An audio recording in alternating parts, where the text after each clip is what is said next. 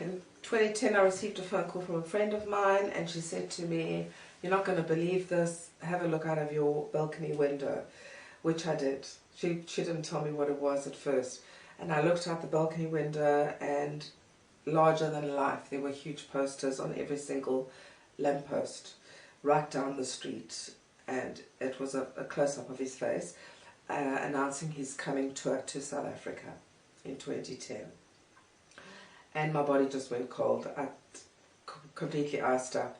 And at the same time, I thought, you know what, I need to actually go and see this show. I need closure. I need to see this show. In fact, you know what, I want to see this man after the show, and I want to look him in the eye, and I want him to tell me or negate or deny that he ever knew me in 1976.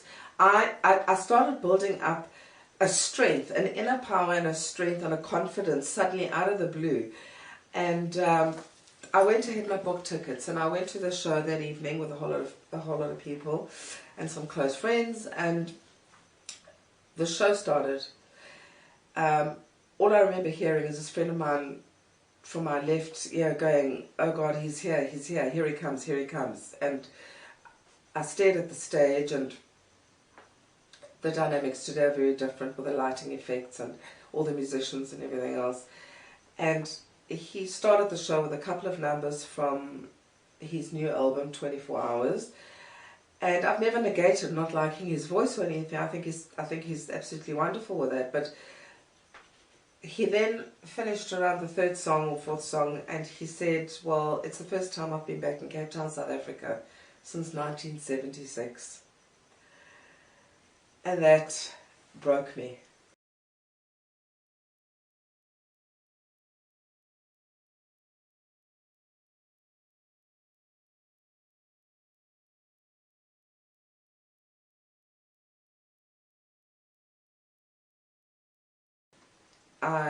He went straight off into singing Thunderball, and I cracked, and I cried, and I cried, and I cried, and I don't know what people must have thought around me, but I couldn't recompose myself. So I just heard the back of the show, his voice. I didn't even see anything else. And as the show ended, I immediately turned around and I said, "Right, we're going backstage." And I was very strongly recommended not to. They said, "In your space, in your headspace, we don't know, what you're capable of." And I felt, again, you're blocking me. I just want to have closure. That's all I'm asking. I've been asked over the years from all aspects to talk about the story. I've tried to tell the story. Nobody's taken it down, and all I want to do is just closure. I want to look this man in the eye, and I want to ask him about that comment that he was quoted in that book about being a child or a sheep. And I was basically shuttled straight out of the theatre and taken home. So it felt very unclosed, the situation.